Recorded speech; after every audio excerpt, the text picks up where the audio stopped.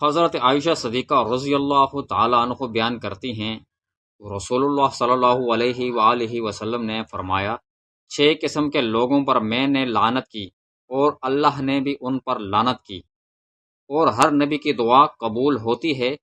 اللہ کی کتاب میں اضافہ کرنے والا، اللہ کی تقدیر کو جھٹلانے والا، طاقت کے بل بوتے پر مسلط ہونے والا شخص تاکہ وہ کسی ایسے شخص کو معزز بنائے جسے اللہ نے ذلیل بنایا ہو، اور کسی ایسے شخص کو ذلیل بنا دے جسے اللہ نے معزز بنایا ہو، اللہ کے حرم کی بے حرمتی کرنے والا، میری اولاد کی بے حرمتی کرنے والا، اور میری سنت کو ترک کرنے والا۔ حضرت انس رضی اللہ تعالیٰ عنہ بیان کرتے ہیں، رسول اللہ صلی اللہ علیہ وآلہ وسلم نے فرمایا، جو شخص کوئی نماز پڑھنا بھول جائے یا وہ اس وقت سو جائے تو اس کا کفارہ یہ ہے کہ جب یاد آئے اسے پڑھ لے۔ حضرت ابو طلحہ رضی اللہ تعالیٰ عنہ سے روایت ہے کہ ایک روز رسول اللہ صلی اللہ علیہ وآلہ وسلم بڑے خوش تشریف لائے تو فرمایا،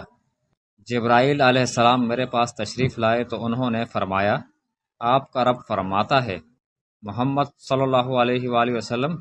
کیا یہ بات آپ کے لیے باعث مسرت نہیں کہ جب آپ کی امت میں سے کوئی شخص ایک مرتبہ آپ پر درود بھیجے تو میں اس پر 10 رحمتیں بھیجوں، اور آپ کی امت میں سے جو شخص ایک مرتبہ آپ پر سلام بھیجے تو میں اس پر 10 مرتبہ سلامتی بھیجوں۔ حضرت ابو ہریرہ رضی اللہ تعالی عنہ بیان کرتے ہیں، رسول اللہ صلی اللہ علیہ وآلہ وسلم نے فرمایا، آدمی جو نماز باجماعت ادا کرتا ہے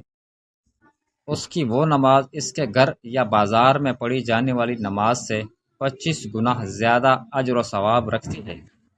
وہ اس لیے کہ جب وہ وضو کرتا ہے اور اچھی طرح وضو کرتا ہے اور پھر وہ محض نماز ادا کرنے کے لیے روانہ ہوتا ہے تو اس کے ہر قدم پر اس کا ایک درجہ بلند کر دیا جاتا ہے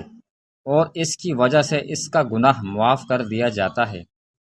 پس جب وہ نماز پڑھ کر اپنے جائے نماز پر بیٹھا رہتا ہے تو فرشتے اس کے لیے دعائیں کرتے رہتے ہیں، اے اللہ اس پر رحمت نازل فرما، اے اللہ اس پر رحم فرما۔ اور جب کوئی شخص نماز کے انتظار میں رہتا ہے تو وہ حکم و ثواب کے لحاظ سے نماز میں ہی ہوتا ہے۔